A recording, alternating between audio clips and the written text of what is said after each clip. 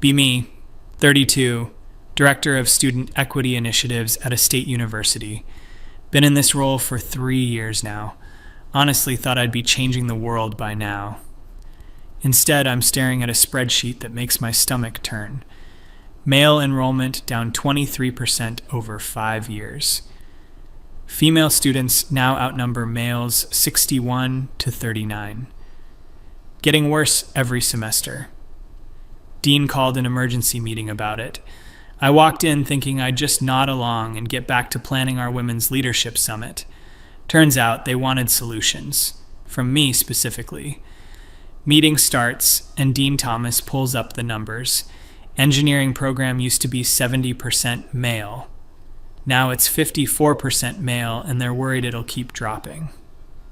Computer science down to 65% from 82%. Even the business school is seeing declines. Dean asks me directly what I think is causing it. I give him my honest assessment. Well, we've made campus much more welcoming for women over the past decade. It's natural that men might feel less centered here. That's actually a good thing in terms of equity. He stares at me. Rachel, we're going to have to close programs if this continues. We need tuition revenue from both genders. I feel my face get hot.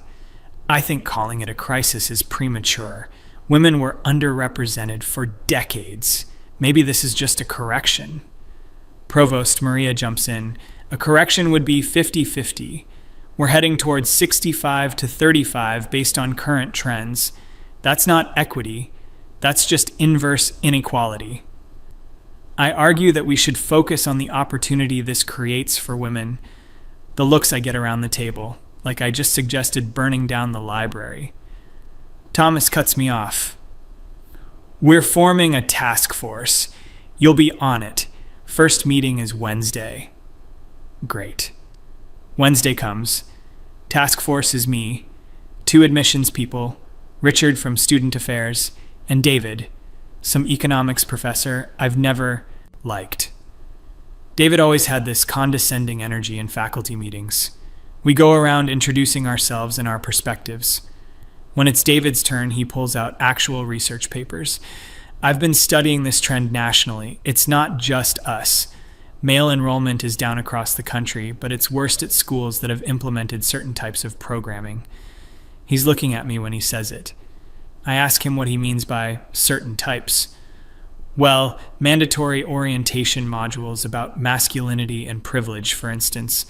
Residential policies that treat male students as inherently more dangerous. Academic programming that consistently frames historical male achievement as suspect. I can feel myself getting defensive. Those programs are evidence-based.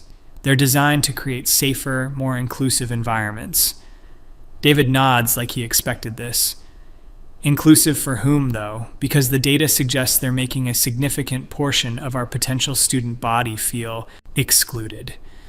I counter that discomfort isn't the same as exclusion. Men feeling less centered isn't the same as women feeling unsafe. There's a difference between losing privilege and facing discrimination. Richard, who I thought would back me up, actually sides with David. I've been doing exit interviews with male students who transfer out.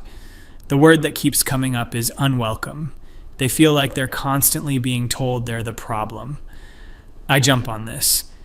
Maybe that's because statistically, men do commit more violence, more harassment. We have to acknowledge reality. David leans forward. Do you apply that statistical reasoning to other demographics? If a certain ethnicity is overrepresented in campus disciplinary statistics, would you say we should treat all members of that group with heightened suspicion? I feel trapped. That's completely different. Those are racist stereotypes. This is about documented patterns of gendered violence. So, collective judgment is acceptable for gender but not race? The admissions woman, Jennifer, shifts uncomfortably. I try to reframe. We're talking about systemic power dynamics, not individual prejudice. David pulls out a document. Let me read you something from our current freshman orientation manual.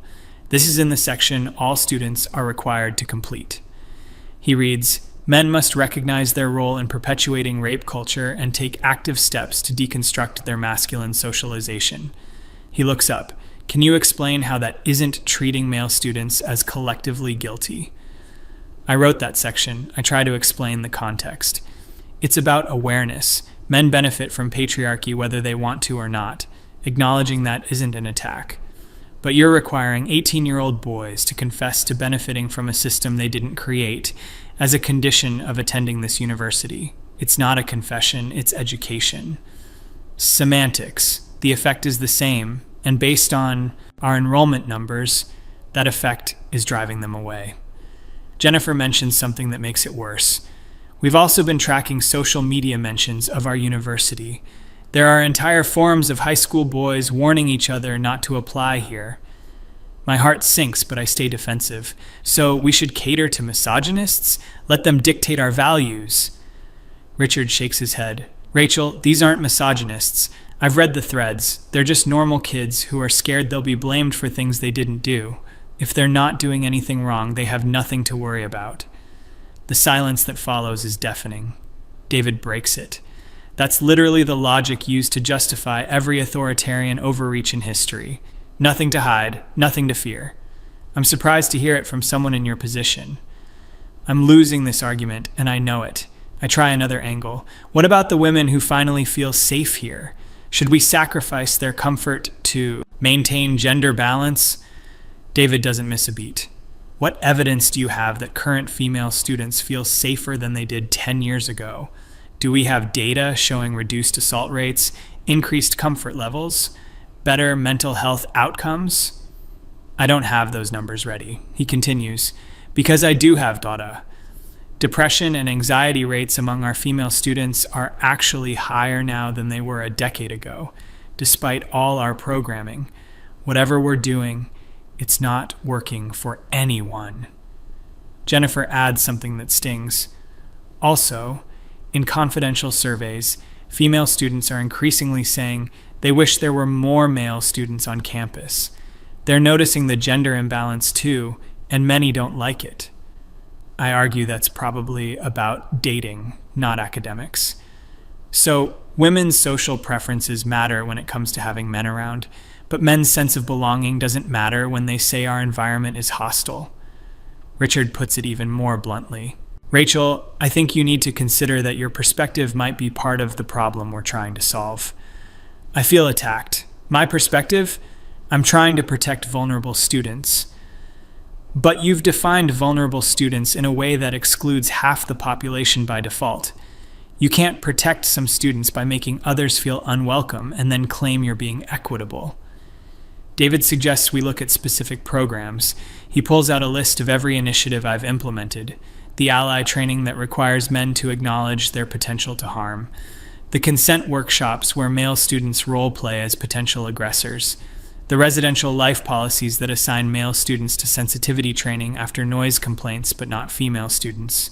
The student org funding formula that prioritizes women-only groups. Seeing it all listed out like this makes me uncomfortable. I defend each one individually. David dismantles each defense.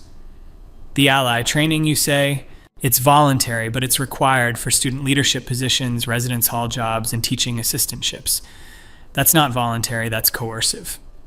I argue those positions require higher standards of political compliance. You're essentially requiring male students to adopt your ideological framework to access opportunities. How is that different from a religious institution requiring statements of faith? Because this isn't religion, it's ethics. Ethics according to whom? Your particular framework isn't universal truth, Rachel. It's a political position, and you're enforcing it through institutional power. I'm getting frustrated. So, what's your solution? We just ignore sexism, pretend everything is fine. David's response is calm and measured, which makes it worse. No, we address actual incidents with actual evidence. We create genuinely inclusive programming that doesn't assume any student is defective based on their demographics. We stop treating normal adolescent male behavior as toxic unless it actually harms someone. All men benefit from patriarchy. That's not political. That's factual.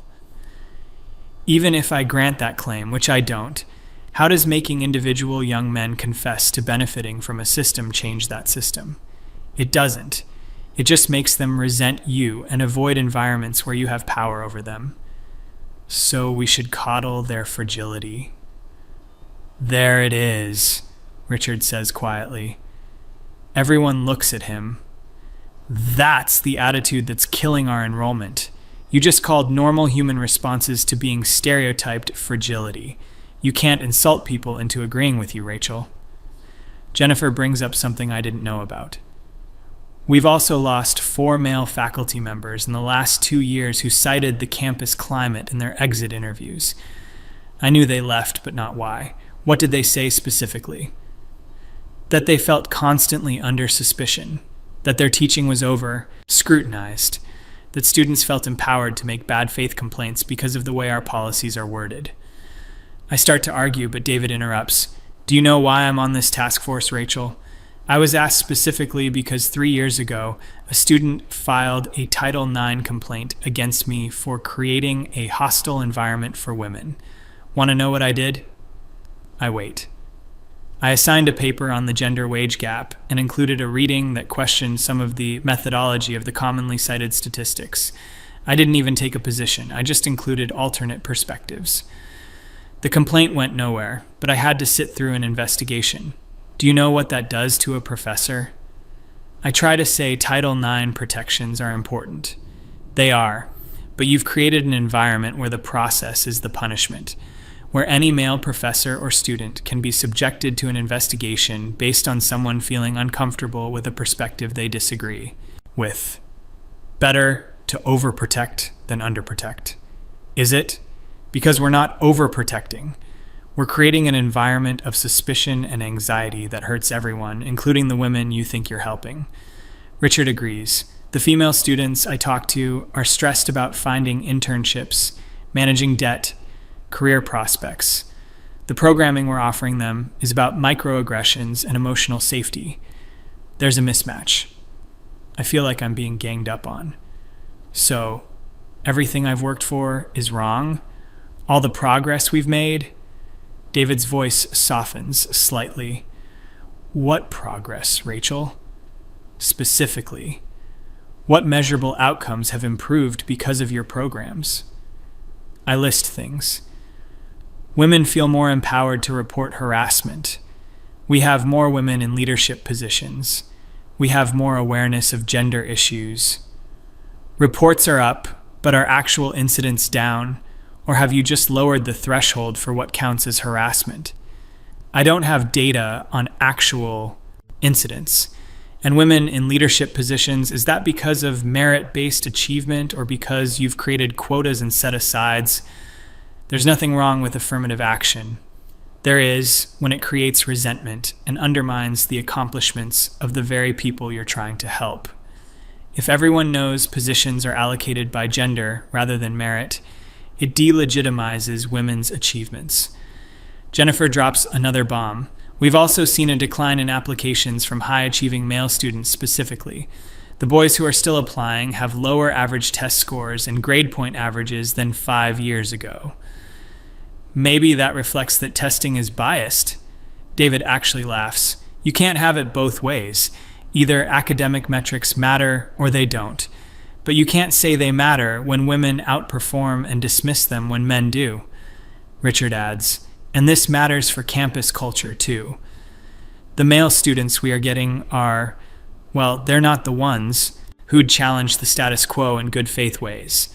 We're selecting for compliance or apathy. What's wrong with compliance with basic human decency? Because you've defined basic human decency to include ideological positions that reasonable people can disagree with. The meeting goes on for another hour. Every point I make gets countered. Every program I defend gets questioned. David asks me directly at one point, Rachel, do you actually like men as a category? I'm taken aback. What kind of question is that? A relevant one. Because everything you've built here seems premised on the assumption that men are defective women, that masculinity itself is a problem to be solved rather than a natural expression of human diversity. Masculinity as currently constructed is harmful. To whom? Says who? Based on what universal standard? Based on outcomes. Violence, aggression, dominance. Some men are violent, vanishingly few, actually, but you're treating all men as potentially violent and requiring they prove otherwise. That's textbook prejudice. I try to explain intersectionality, how men have structural power even if individuals don't feel powerful. David nods along, then asks, do the boys who grow up in poverty, who have no father figures, who struggle in school systems designed for female learning styles, who die by suicide at 4 times the rate of girls, do they have structural power? Yes, because they're still men in a patriarchal society. So even when they're suffering more than their female peers by every measurable metric, they're still privileged. Privilege isn't about feelings. No, but clearly enrollment numbers are, and those boys aren't choosing to come here. Richard brings it back to practical concerns. We need actionable changes. The dean wants recommendations by next month. I know what's coming. David suggests a complete audit of all my programs. Jennifer wants to revise orientation materials. Richard suggests male-specific mentoring and support programs. I object to the last one immediately. We can't have men-only programs. That violates our equity principles. David's response is icy. We have 17 women-only programs. The Society for Women Engineers, Women in Business, Women's Leadership Initiative, shall I continue? Those address historical underrepresentation. And now men are underrepresented on this campus overall. So by your logic, we should create support structures. It's not the same. Why not? Specifically, logically, why not? I can't articulate it in a way that doesn't sound hypocritical. I try. Because women face systemic barriers. What systemic barriers exist at a university where their 61% of students perform better academically on average and have access to more support programs and scholarships? I mentioned society beyond campus. We're not trying to fix society, Rachel. We're trying to run a university. And at this university, men are now the underrepresented minority. The word minority applied to men feels wrong, but I can't explain why. Jennifer suggests something that makes me want to scream. What if we did targeted outreach to male high school students? Emphasized programs and majors where men are particularly underrepresented? Like what we do for women in STEM. Exactly. I start to object, but David cuts me off. Let me guess. When we recruit women for engineering, that's correcting inequality. But recruiting men for education or nursing would be reinforcing stereotypes. That is what I was going to say. Those aren't equivalent situations. They are now. Men are 23% of education majors here. Women are 31% of engineering majors. Which is the bigger gap? I hate that math proves him right. The meeting ends with assignments. I'm supposed to draft revised orientation materials, remove gender-specific language that implies collective guilt, create programming that's actually inclusive. I feel like I'm being asked to dismantle everything I built. That night, I draft an email to the dean, explaining why this task force is misguided, how we're capitulating to fragile masculinity, how this will hurt women. I don't send it. I know how it would be received. Next task force meeting is worse. David brings student quotes from those online forums. Reading them out loud is painful. Every orientation session felt like an accusation. I just wanted to study computer science, not apologize for being born male. The RA training made it clear they assumed I was a potential predator. I transferred after 1 semester. I got reported for asking a study group question that made a girl uncomfortable. Nothing happened officially, but everyone looked at me differently after. I argue these could be cherry-picked. They're not. I have 47 similar testimonials just from students who left our university specifically. Richard has his own. I interviewed 12 male students currently enrolled. Want to know what they said? He reads from notes. Most said they keep their heads down. Don't engage in class discussions about anything gender-related. Avoid being alone with female students. Don't join clubs or activities where they might be accused of making someone uncomfortable. That sounds like paranoia. Does it? Or is it rational risk assessment based on the environment we've created? Jennifer shares application trend data. Inquiries from male students are down 31% year over year. When they survey interested students who don't apply, the feedback is damning. Campus culture seems hostile to normal guys. Too politically correct. Feels like you have to walk on eggshells. I argue we don't want students who can't handle basic respect. David's response is sharp. You're conflating disagreement with disrespect. These are 18-year-old kids who want to learn and grow, not constantly prove their ideological purity. No one's asking for ideological purity. Yes, you are. You've created litmus tests for acceptable masculinity. Men who don't perform contrition to your satisfaction are labeled problematic. Richard brings up mental health data I didn't know about. Male students report higher rates of isolation and depression than 5 years ago. Fewer men seeking campus mental health services despite greater need. When asked why, they say they don't trust the counseling center. Why not? I ask. He looks uncomfortable. Because the intake forms ask about toxic masculine attitudes, and several counselors are on record saying they view traditional masculinity as inherently pathological. I helped develop those intake forms. I thought we were being thorough.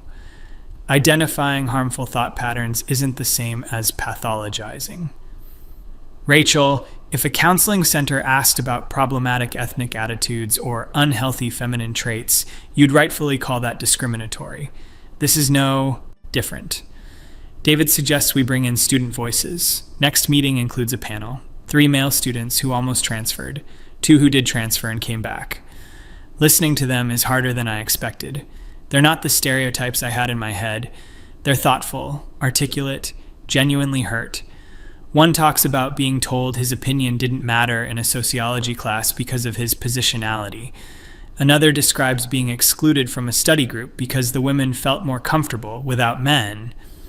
A third explains how he stopped raising his hand after a professor praised a female student for making the same point he'd made 5 minutes earlier, adding, "It's good to hear from diverse voices."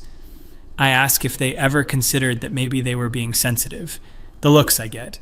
One responds carefully. "Ma'am, with respect, if women reported feeling excluded and we told them they were being sensitive, what would you call that?" That's different. Women face actual discrimination. And we don't.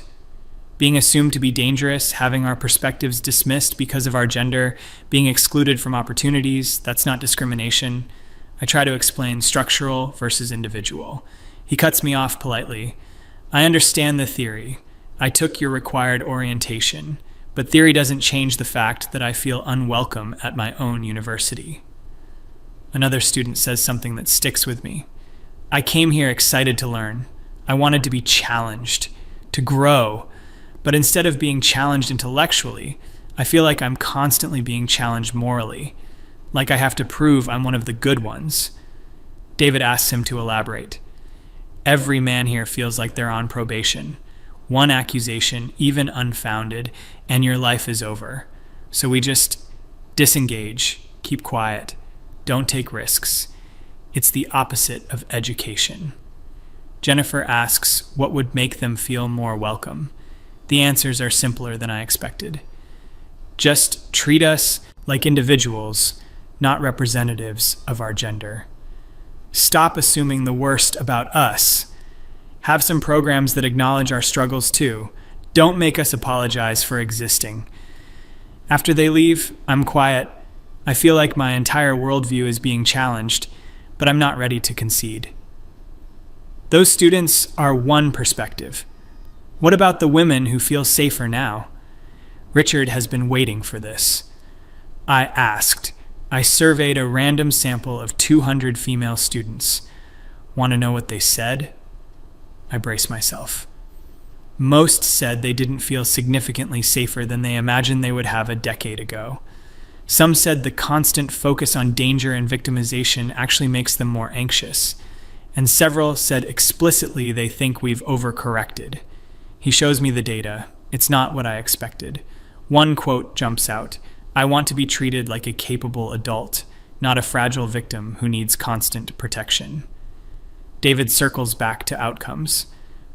Let's say we accept every premise of your worldview. Patriarchy exists, men have structural power, women need support. Fine. Has anything you've implemented actually dismantled patriarchy or empowered women in measurable ways? I list the leadership programs again. He's ready. Your Women's Leadership Initiative has graduated 150 women over 3 years. How many are in actual leadership positions now? I don't know. I looked it up. 12. 8%. Your program is expensive, high profile, and has an 8% success rate at its stated goal. Leadership takes time. Sure, but you're spending significant resources on programming that makes people feel good while ignoring practical barriers like childcare costs, inflexible academic schedules, and lack of professional networking. Jennifer agrees. The female students I talk to want internship connections and job skills, not empowerment workshops. I feel everything I've built crumbling. I try one last argument. Even if the outcomes aren't perfect, we've changed the culture. Women feel more empowered to speak up. Richard responds gently. Rachel, I think you've created a culture where certain women feel empowered to speak up about certain things in certain ways. But you've also created a culture where thoughtful disagreement is labeled problematic, where men are afraid to engage, where intellectual diversity is dying. David adds, and practically you're destroying the university's financial model. We need male students, we need their tuition, we need gender balance for a healthy campus culture. Your programs are actively driving them away. So money matters more than safety? False dichotomy. We can have both, but right now we have neither. We're losing revenue, and our students report higher anxiety. The task force produces recommendations. I'm outvoted on nearly everything. Mandatory orientation modules revised to remove gender-specific blame. Residential policies made gender neutral. Creation of men's support and mentoring programs. Audit of all student organization funding for gender equity. Revision of Title IX procedures to ensure due process. New marketing emphasizing welcome for all students. I write a minority report. It gets ignored. 6 months later, I'm sitting in another meeting. Early enrollment data shows male applications up 12%. Female applications steady. The dean is pleased. Everyone's congratulating the task force. I feel hollow. Everything I believed about creating change has been challenged. I'm supposed to implement programs I fought against, programs that seem to be working. David catches me after the meeting. I know this has been hard for you. I don't want his sympathy. You've dismantled years of work. No, I've helped redirect it. The goal of equity is still there. We're just pursuing it in a way that doesn't alienate half the population. You don't understand what it's like to be a woman in higher ed. You're right, I don't. But you don't understand what it's like to be an 18-year-old boy being told you're inherently problematic. Empathy goes both ways. Rachel. I want to argue, but I'm tired. Tired of being wrong in meetings. Tired of defending programs that don't work. Tired of pretending that declining male enrollment is a victory. I think about those students on the panel, how genuine they seemed, how hurt they were, how I dismissed them initially because it didn't fit my framework. That night, I look at the data again, really look at it. Richard was right about mental health trends. David was right about program outcomes. Jennifer was right about student preferences. The only person who was consistently wrong was me. I built an empire of good intentions with terrible results. I start wondering if I've been the problem all along, not because I'm a woman or a feminist, but because I was so sure I was right that I couldn't see the harm I was causing. I treated young men like problems to solve instead of people to educate. I created safety through exclusion instead of inclusion. I measured success by intentions instead of outcomes. The university moves forward without my vision guiding it. Enrollment stabilizes. Campus culture shifts. Students seem more engaged, less anxious. The programs I designed get quietly phased out or radically revised. I'm still the director of student equity initiatives, but equity means something different now, something I'm still learning to accept. I haven't suddenly seen the light. I still believe in many of the principles I started with, but I can't deny the evidence anymore. My approach failed. Worse, it hurt people I never intended to hurt. And I was so convinced of my righteousness that I couldn't see it until the data forced me to look. Sometimes in meetings now, I stay quiet. I listen more than I talk. I ask questions instead of making pronouncements. It's humbling. It's uncomfortable. Maybe that's what growth feels like. Or maybe it's just what losing feels like. I honestly don't know anymore.